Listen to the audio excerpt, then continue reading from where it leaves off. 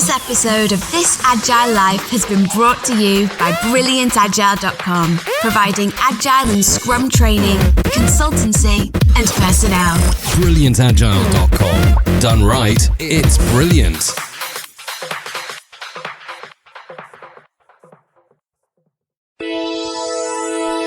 Recorded on Monday, January 20th, 2014 in St. Louis, Missouri. This Agile Life, Episode 33, Wanted Posters. The software industry transforms more and more every day. Agile methods are quickly replacing traditional ones. The question is, are you agile enough? This podcast is devoted to agile and lean software development. Time to welcome your agile coaches on This Agile Life. Hello, everyone. I'm the host of This Agile Life, John Sextro. Joining me today is Amos King. Good afternoon, John. We're recording awfully early today compared to our normal time slot. Oh, yeah, it's super early. Because we've got something special. It's right in the middle of the day for Amos and I, which is okay, which is great. And we do have something special, as Amos said. Joining us today is special guest Ben Linders. Ben is the co-author with Luis Gonçalves of the book Getting Value Out of Agile Retrospectives. Ben's an independent consultant helping people with Agile and Lean at benlinders.com. Ben, welcome to the podcast, sir. How are you? Very good. Thank you, John. It's nice to be on the show. We are pleased to have you with us. And as you guys out there in our listening audience might imagine, since we have the pleasure of Ben joining us today, we are going to be talking about how to get value out of your Agile retrospectives. Ben has teed us up with a couple of great discussion topics for today, and we're going to go ahead and jump right into those. The first one you've put on our list today, Ben, is why would teams do retrospectives? I think that's a great question, something that maybe we don't regularly think about since many of us are already practicing Agile. We maybe never even gave it a moment's thought to think of, well, heck, why would we do these Agile retrospectives, retrospectives in general? Ben, why do you... Hey, John, before we jump into this first question, in case some of our listeners haven't heard of retrospective, Ben, could you give us a definition of what an Agile retrospective is? Yes, I can. Basically, a retrospective is a practice which teams use to reflect on their way of working and to continuously become better in what they are doing as a team. So it's a practice which is done in Scrum, in Agile, to just take some time to look at how you're actually doing your work, what you can improve in the way that you're working as a team. And that's basically all what it is, and it leaves open on how you do it. It leaves also open how often you do it, although most of the teams will do it every sprint, every iteration. But you can actually do it more frequently if you would like. Very good. I think that's an excellent definition. Amos, is there anything that you'd like to add into that definition since you requested it? No, I think that definition covers it. Very good. Let's go right back into our topics with Ben. So Ben, why would teams want to do retrospectives? How do you advocate for retrospectives? Well, what I want to touch on with the question, why would teams do retrospectives, is what's the big difference between retrospectives, if you would compare them to a post-mortem or project reflections or project wrap-ups of whatever that many teams have been doing already. And I think the biggest difference, if you look into the retrospectives, is that those retrospectives are focusing upon the team. So they're not focusing upon learning for the organization or reflecting on the project, which could be done in the next project, but they're bringing benefits directly back to the team who's doing the work in Agile, who's doing the Scrum work. It also means that they're part of the self-steering that the team has, the self-organization, how they can do their work, how they can organize their work in there. And I think that's what makes it important to do retrospectives in there. And I think it's very important that teams are aware of this.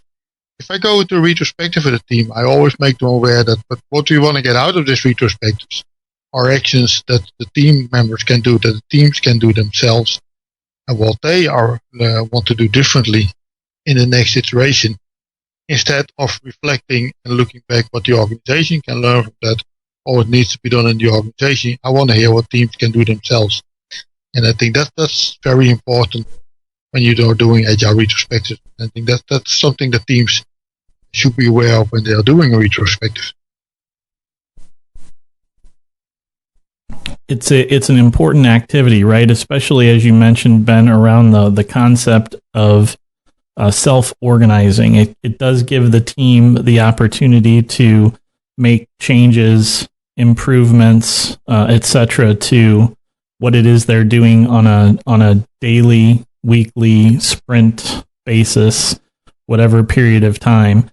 And it's an important time for that team to focus and reflect on improvements that can be made. Mm-hmm.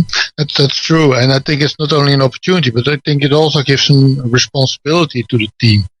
As the team is responsible for their way of working and to improve their way of working, the team needs to take time out to reflect on how they've been doing and find opportunities in there to learn and improve. So it's not just an opportunity. I think it's also a responsibility of teams to do the retrospectives and to get better in what they are doing. So I think that most teams, especially ones that want to improve, would have no problem jumping in and doing retrospectives. But what about like some managers who, you're telling them that once a week I need you to take the team offline for 2 hours to not work on technical value, but to work on their interpersonal, inter-team relationships and how they're working. Have you ever run into managers that don't want that to happen? No, to be honest, I haven't. I've been working with many companies already, used opportunities to reflect and to improve, mostly in projects, either in iteration projects or at the end of the project. So it was common for them to do these kind of sessions.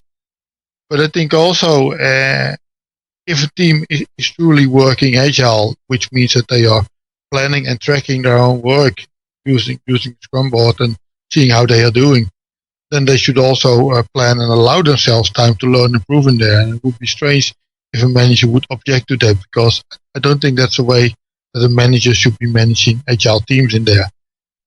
What I like to see is the other way around. I would like to see that managers say, I want teams to do retrospectives, and I want the team to take learning out of that, and I want to see my teams improving. And managers should be getting worried if teams are not improving and if they're not taking the time to do it. And actually, that's something that I have seen happening more often. That teams say we're under such a stress to get things done and to get the work done, so we're not taking the time to do retrospective. And in that case, I think a manager should say, well, we need to take time for that, and you need to do the retrospective. It's interesting. Sorry, Amos. It's interesting, Ben, because I think that Amos and I have probably both been in circumstances where we've had one of two ends of that spectrum going on, where you might have a manager that says, yes, we want to do retrospectives, and then a team that says, why? Because we don't see the value in them, or vice versa. A team that says, we want to do retrospectives, and a manager asking, why? We don't see the value in those retrospectives. And then us as Agile coaches, Agile leaders, having to intervene and help those groups identify the reasons why retrospectives are valuable, and the improvements that can be made, and the optimizations that can be made, and the performance improvements that can come from taking, Amos, as you said, an hour, 2 hours, 3 hours a week or per sprint to reflect and make that continuous self-improvement. Ben, has it been your experience where you've had any pushback from either the team or management regarding holding retrospectives? Well, I've seen some teams initially that had difficulty doing retrospectives, where they had difficulty seeing the benefit of doing them so frequently, or where they have been doing retrospectives for a couple of iterations and weren't really getting any benefits out of it, and then wanted to stop to do retrospectives in there. I've also seen teams who were used to working in projects and focusing upon the delivery deadlines that they had from the projects, and being aware that as the situation was at that point in time, that they wouldn't make the delivery deadline, the final delivery deadline for a project, wanting to skip the retrospective. And I have had some discussions with those teams and make it very clear to them that in an agile way of working, it's important for a team to do the sprints and to deliver working software at the end of a sprint to the best of they can, and to be able to improve that on every sprint. And they shouldn't be worrying whether they're going to make the deadline 6 or 7 or 8 sprints from there. I think they should be focusing much more on improve themselves continuously as a team, because that would actually increase the chance that they will meet the deadline at the end. Being focused by not meeting a deadline and skipping retrospectives, I think it's going to work, or it's going to backfire on them. Amos, what do you think about what Ben said with the team and how skipping retrospectives could possibly actually cause the team to miss the deadline, as opposed to skipping the retrospective helping the team make the deadline? So the times that I've actually seen teams push back was, it's a looming deadline, but usually a looming deadline when I find the retrospectives are not going well lately, whether they're too emotional, or maybe don't have a seasoned facilitator who's able to help them move along through their thought process. And I found that one way that I can break that down and get people to want to continue is say, hey, look, let's just have a short retrospective and pick one thing that we're going to change this week. And that's another rule that I try to instill in retros, is that you have to be willing to try something until the next retrospective.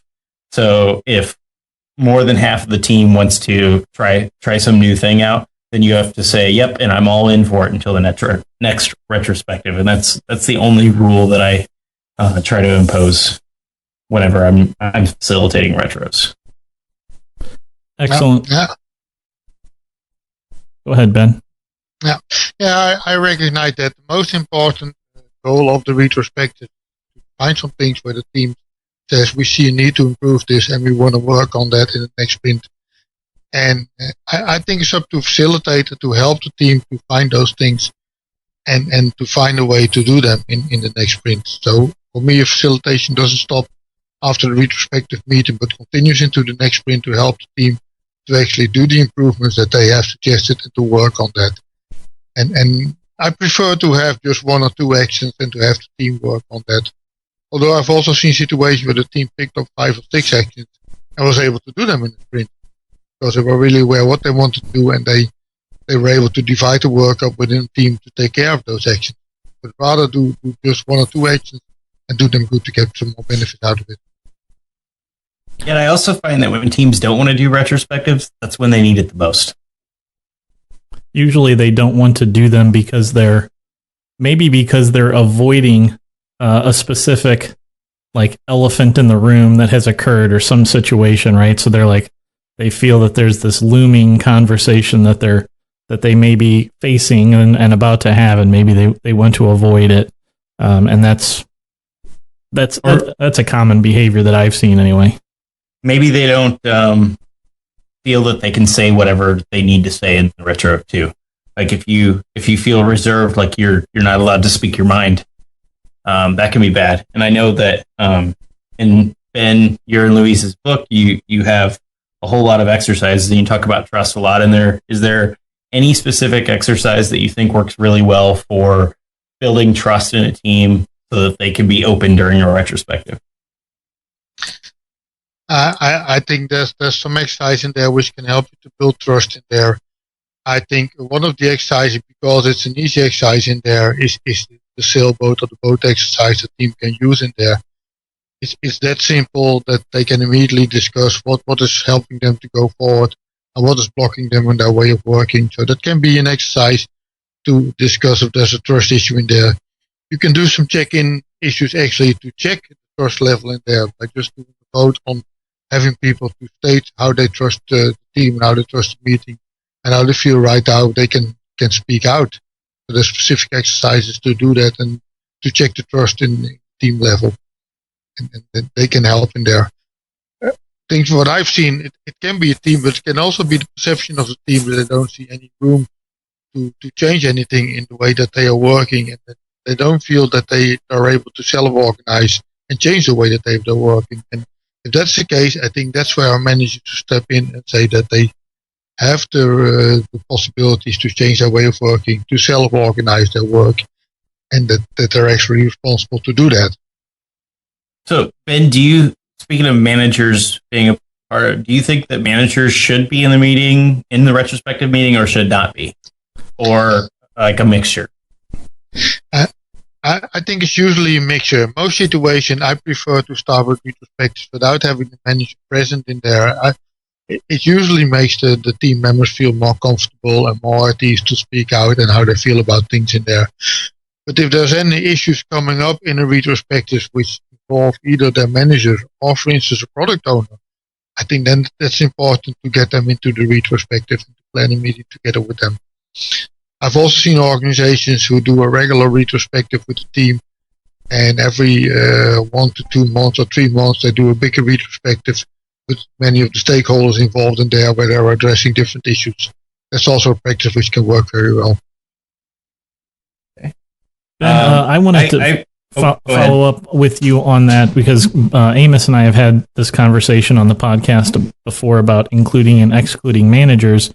And I also wanted to get your opinion on having a impartial third-party facilitator as opposed to using the project lead or senior developer or agile coach as the facilitator. What do you usually recommend that teams do? Should they get an external third-party impartial facilitator or start with someone from the team?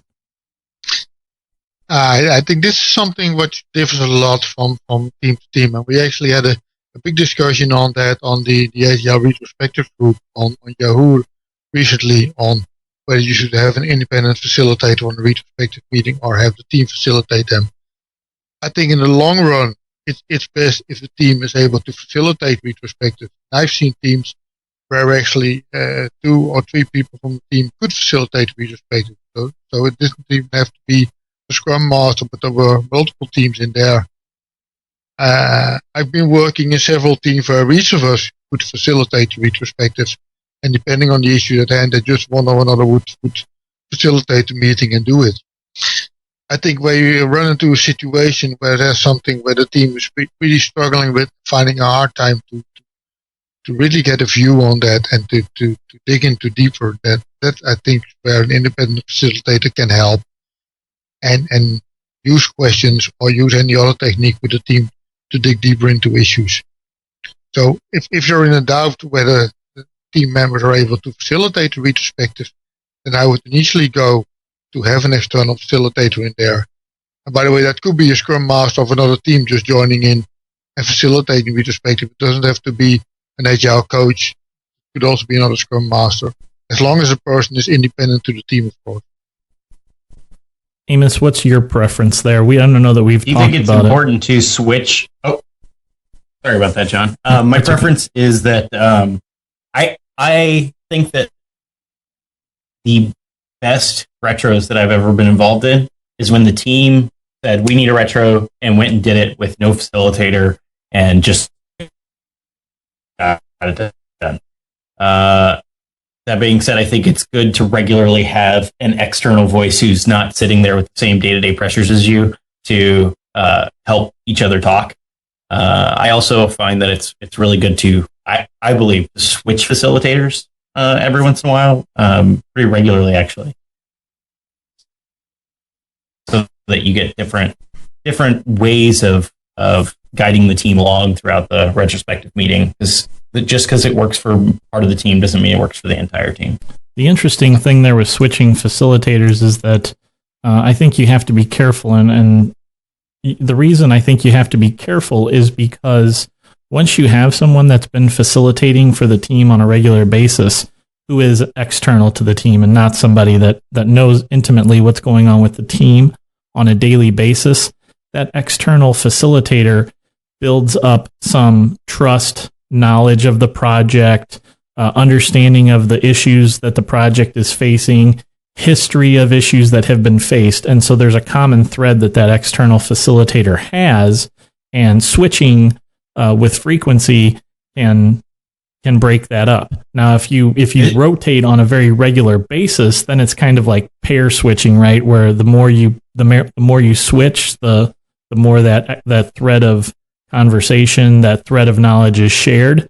But if you kind of haphazardly are switching, it could cause some issues with trust and keeping a continuous thread.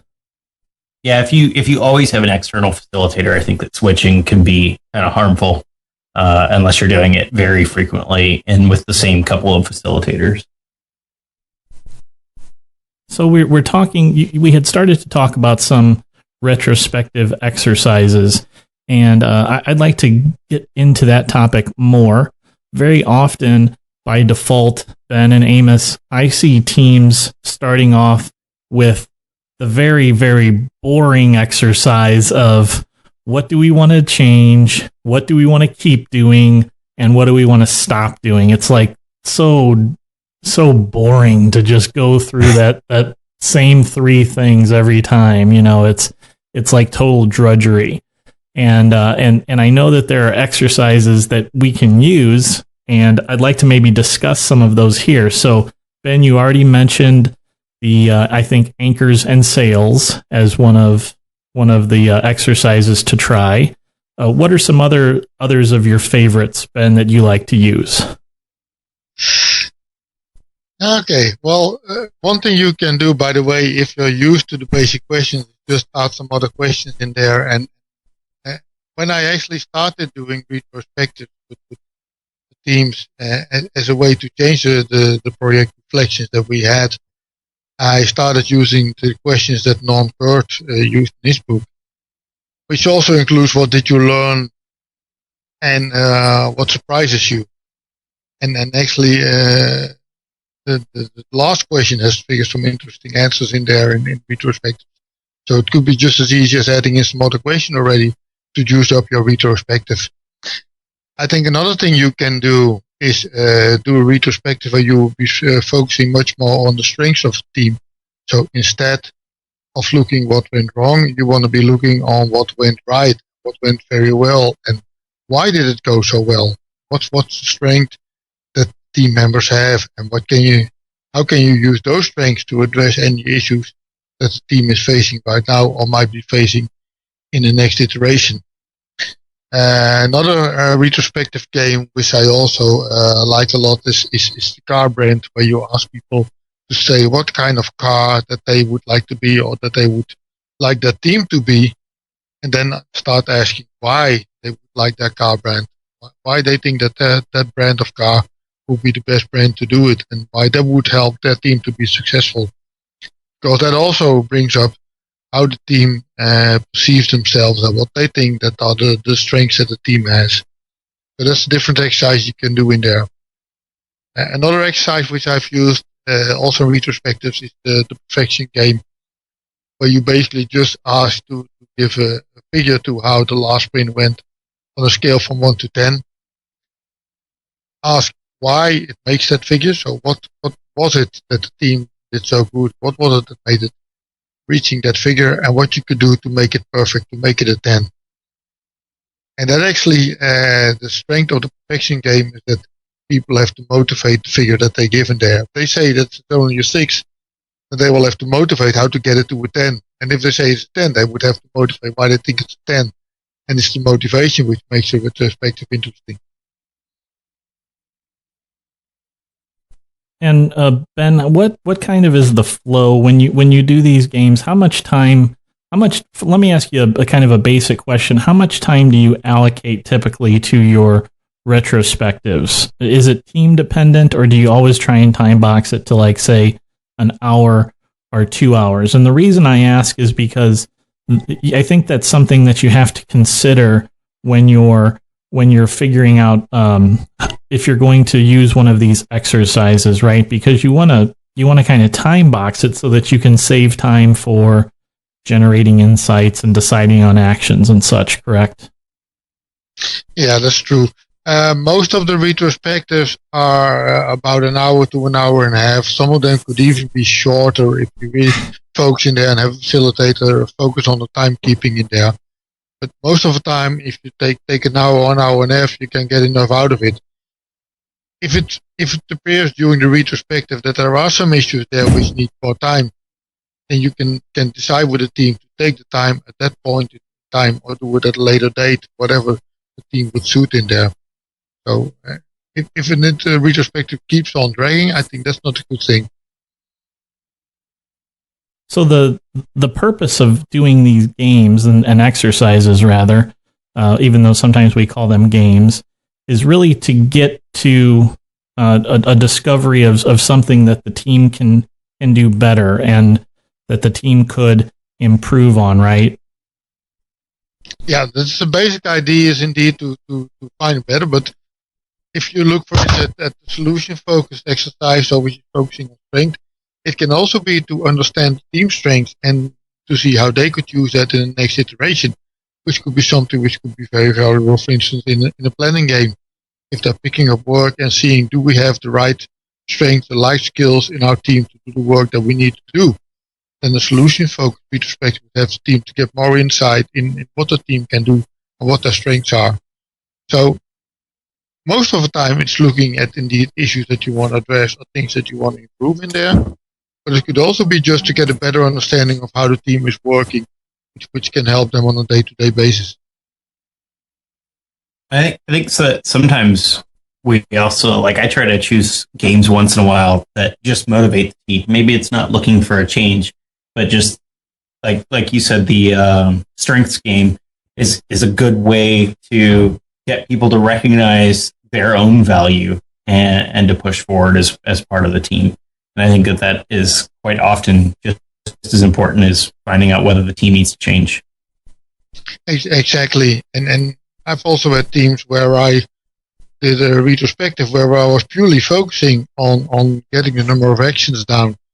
And I found out that they've been doing 2 or 3 retrospectives and not really making any progress on the actions that they got out of previous retrospectives. Then you don't want to look for new actions, but you want to go one level deeper and find out why you're not able to do the actions and reduce on the action that they have right there. Okay, let's spend some time then, Ben and Amos, talking about what are some things that we can maybe improve upon by way of retrospectives. We've talked about using and leveraging these exercises and these games to identify areas where we could possibly improve. But what are some of the areas that a team should focus in on for improvement? Ben, I guess we'll start with you on that one. Yeah, this is something where I look at what can you expect from retrospectives. What was the kind of action that you expect to get out of there, and what's the kind of thing that you would like to improve in there? And there's a couple of things which can come up if you look at retrospectives and look at teams and iterations. You say that you would like to improve on things like lead time or cost, but what I've seen with most of the Agile team, that's not really a valid goal that you would like to improve upon. I think the same is basically true for velocity. I think in the long run, retrospectives will help to increase the velocity. But if you just put down velocity as a goal to find the actions that come out of the retrospectives, then I don't think that that's really something that will help you with that. But what I see for most of the retrospectives is that they try to focus on improving the collaboration, both collaboration within the team and the collaboration from the team with stakeholders that are working together with the team, being line managers or product owners or project leaders or whatever the stakeholders, customers that the team is working together with. And I think the other thing to focus upon is basically on the development process. So the way that team members are doing their work, and directly relates to that, the skills that the team members have, the knowledge that they have, and the ways that they can find to improve the skills and to improve the knowledge that they have in the team. I think if retrospectives focus on improving collaboration, team working, and improving the development process that the team is using, then that can lead to an improvement of the velocity and the productivity of the team. So velocity, quality, the overall performance of the team, the ability of the team to effectively operate. These are all sorts of things that are fair game when we're talking about trying to make overall improvements. But it's not simply limited to those areas, is what I'm reading from this, because sometimes there are issues that a team is having simply with maybe getting along, maybe personalities, maybe dealing with external forces that are affecting the team. So there's a number of other things that I think the team can and sometimes has to deal with in a retrospective. But ultimately, what we really want is for all of that to equate back to the team being more effective, the team producing higher quality products, etc. So one of the things that I always advocate for, Ben and Amos, is that teams not only make a commitment to making 1, 2, 3, 4, some number of improvements between when the retrospective ends and when the next one occurs, but there's also some amount of measurement that has to occur to determine, did the change that we made have the expected impact that we expected it to have? You know, it's the old scientific method of having this hypothesis of we're going to make this improvement and we expect some sort of outcome so that we can determine, did the change that we made have the impact that we wanted it to or expected it to? Do you guys spend time talking with the team about not only the improvement to make, but then how to measure the effectiveness of the improvement that you've made?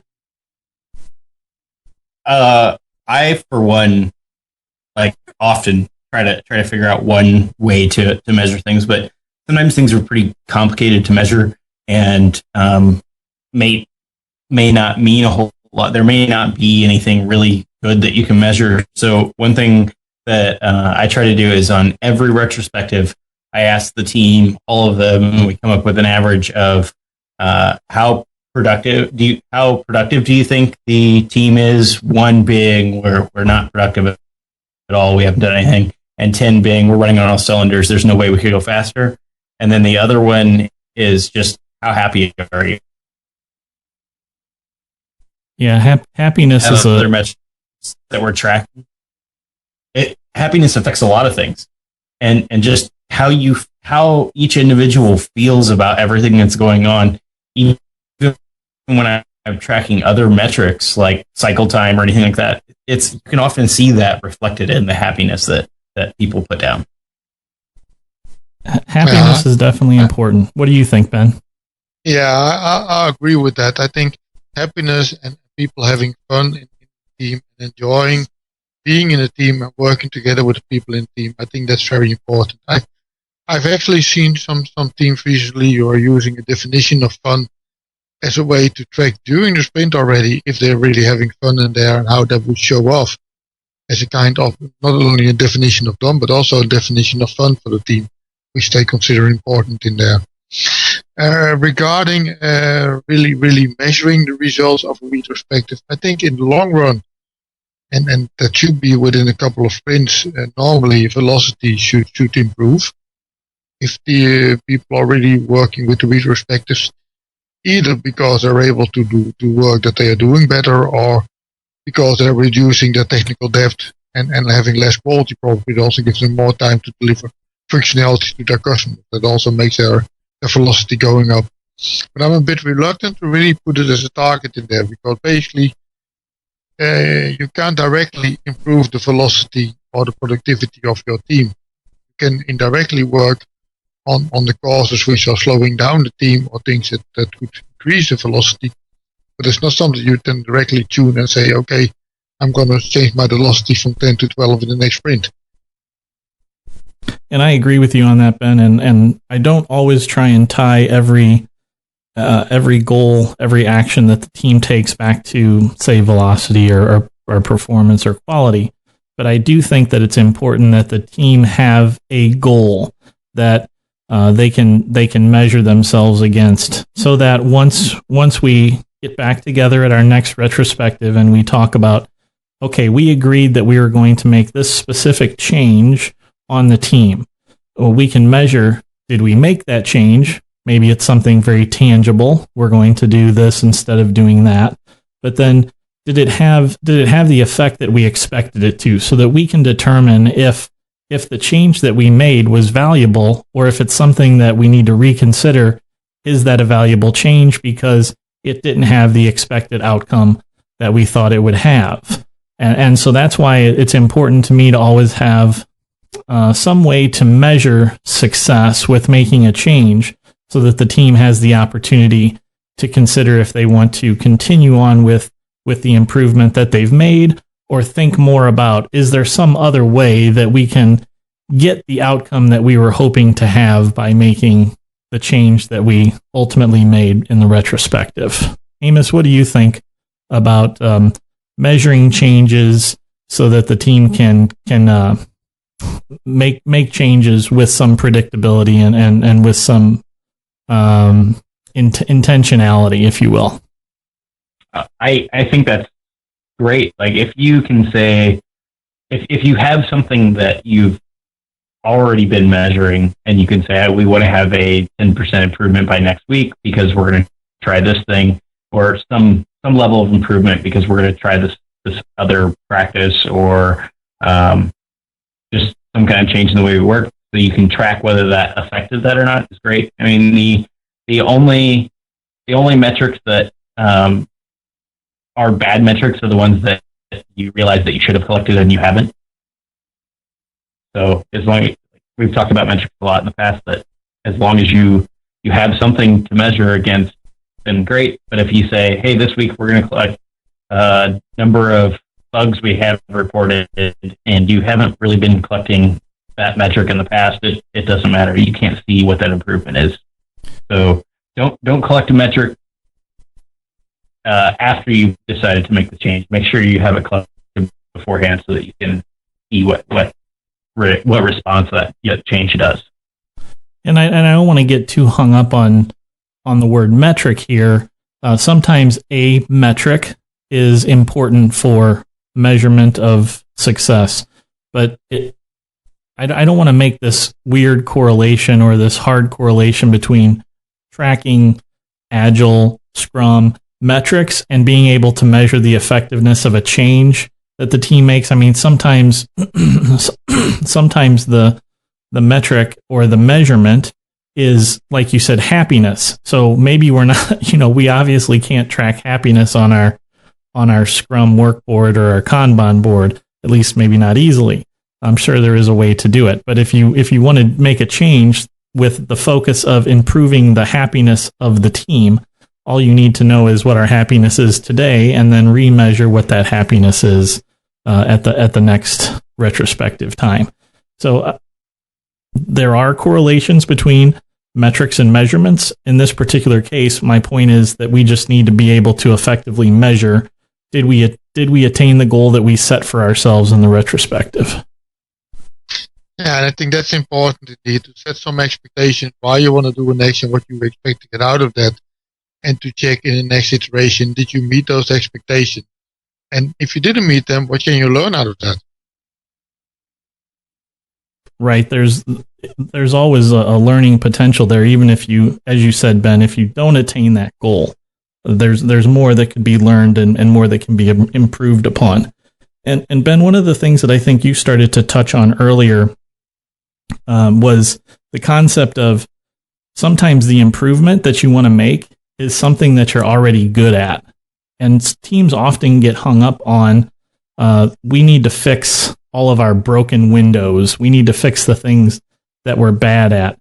Sometimes a team can have more success by improving on something that they're already pretty good at, rather than focusing on something that they're not so good at, and can elevate the performance and maybe their happiness on the team by focusing on making improvements in areas where they're already good at something. So just because you're good at something, the point I want to get across is just because you're good at something doesn't mean you can't get better at it, and talk about it in your retrospectives and set goals for improving it. True, and I think in some cases you should actually accept that some things you are not good at, that your team is not good at, something that you simply have to live with.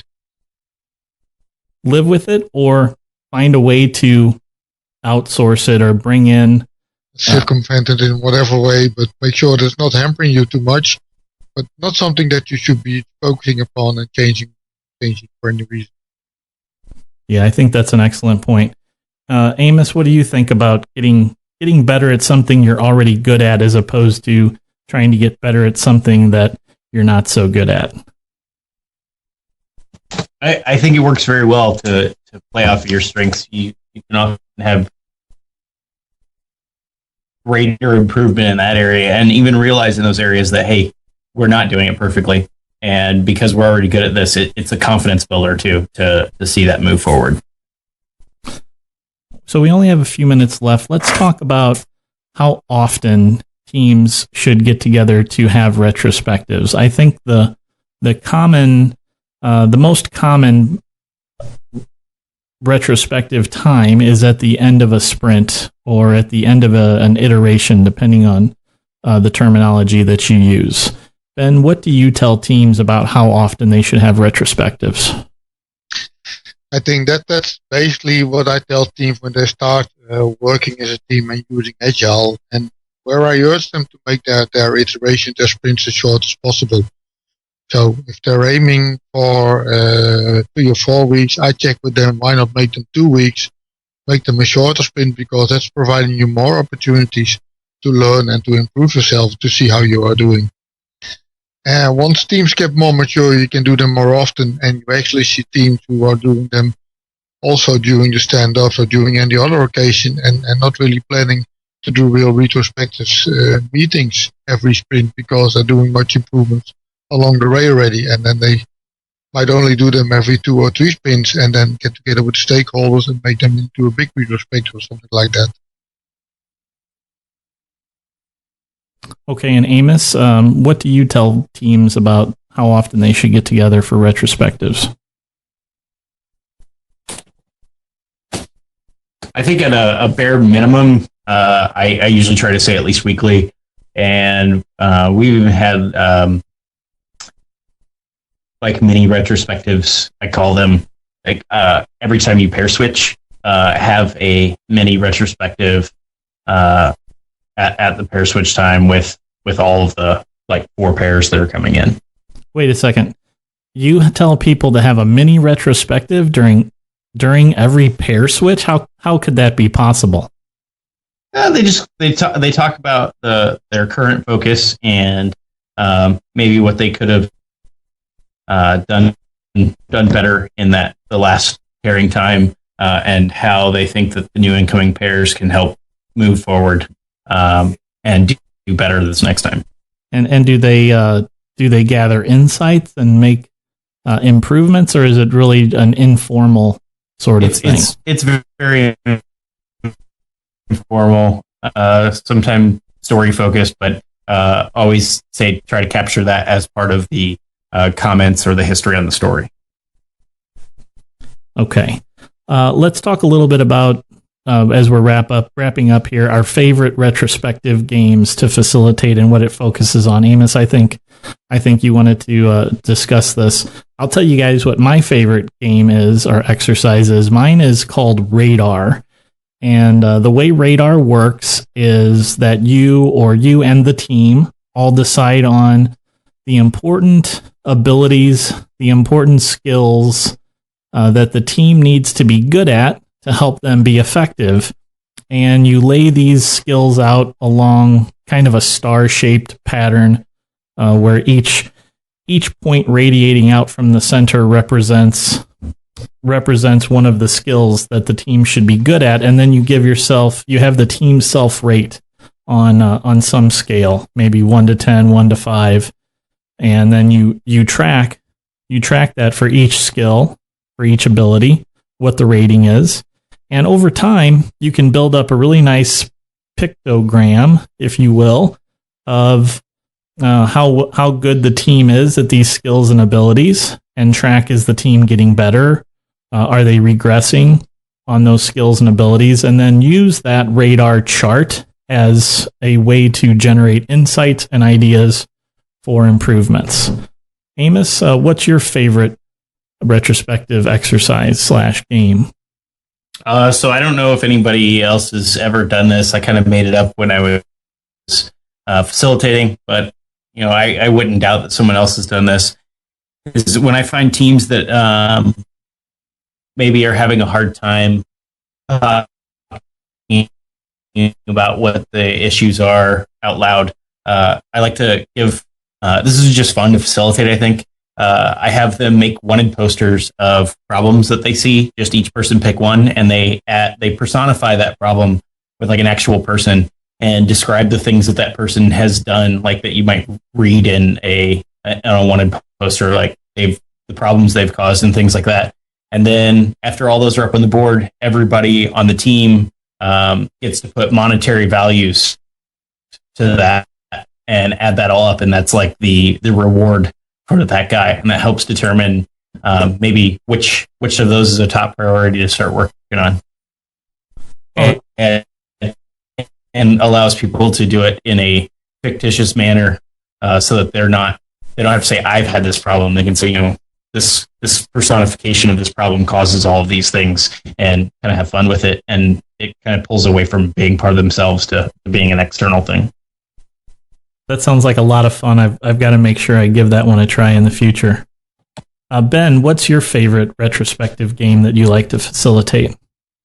Well, there's actually two, but they're very distinct in when you would like to do them. The one would be the one-word retrospective, what you would like to do when the team really had a hard time in a sprint, and then you want team members just to use one word to mention how the retrospective went, how they're feeling about it. And it could be the first person, the second, or the third person, but one of them is going to say that it sucked, and then you're really getting into a discussion what happened in the team and what you can do to address it.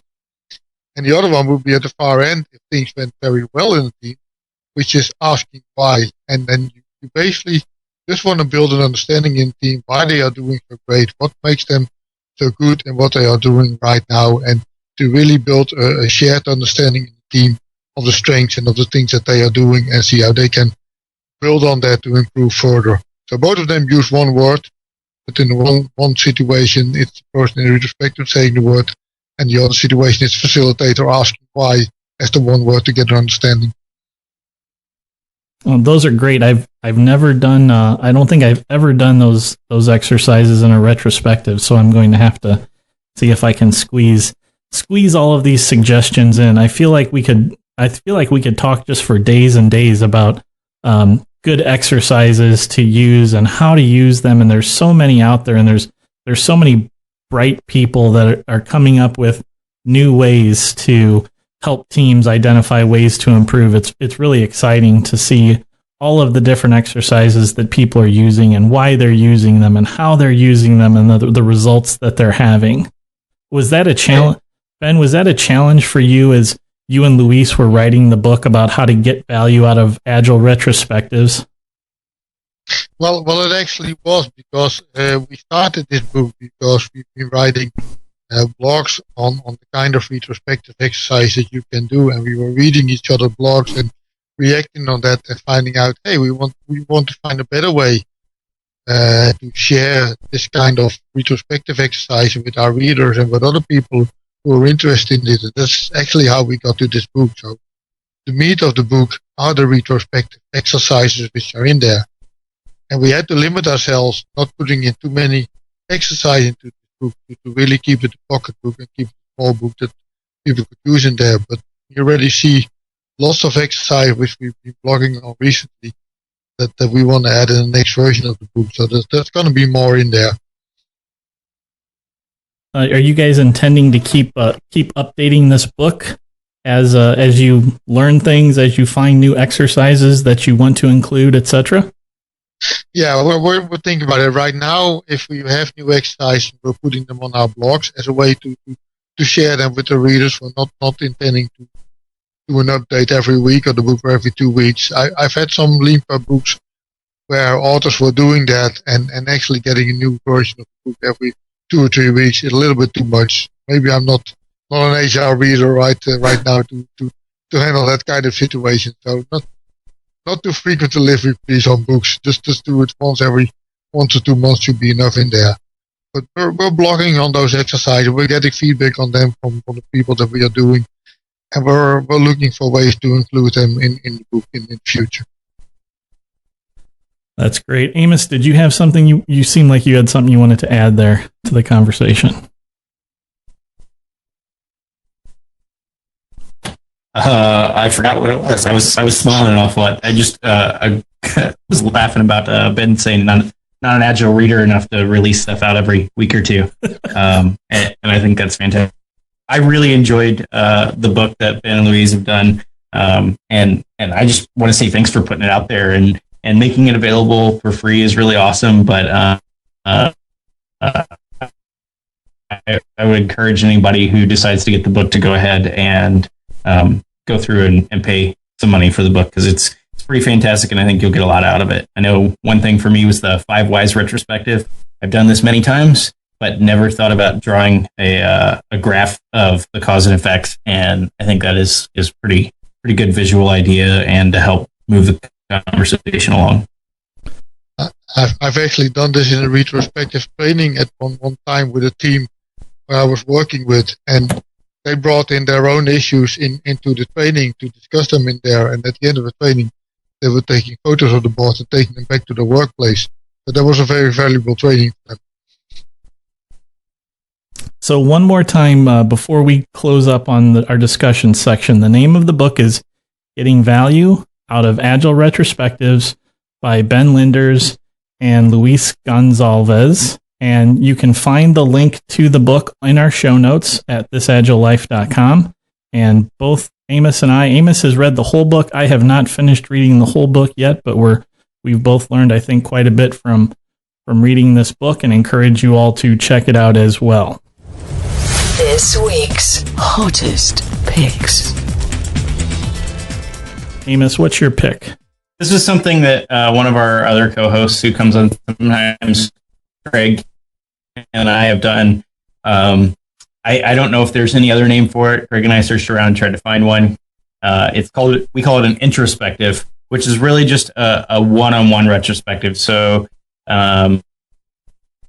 if you hear that you might have some issues yourself that you need to work through, if you know that you do, or you hear that someone else on the team is, or if someone on the team is complaining at you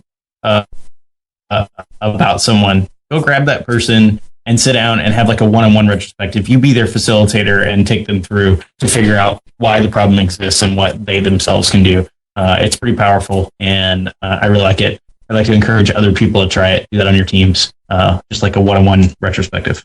And there's a blog post that Craig wrote up about a recent one that I did with him, and I will be writing a blog post from the facilitator's point of view. Great. Thanks for the pick, Amos. Ben, what's your pick for our show today? Well, my pick is something that I'm still trying to figure out, and where I see also more my customers are trying to figure out in there. And that's about what should and what shouldn't an Agile project manager do. I'm working with many organizations who are used to running projects, and when they start working with Agile teams more and more, and certainly when they go into Kanban teams, which are working much more on continuous delivery, they're trying to figure out what an Agile project manager should do. And I think most of the organizations think that they still need a project manager. And I think that's true. I think there's still a lot of good things that project manager can do. But they're trying to figure out what they should be doing, but most importantly, what they should not be doing and what they should leave to the team. And do you have suggestions for what the Agile project managers should and should not do? or a resource where we can find out more about that? Well. Actually, there's some ideas, of course, in there say that what an agile project certainly should not do is be very directive to a team and telling team members what to do and starting to do things like planning in there.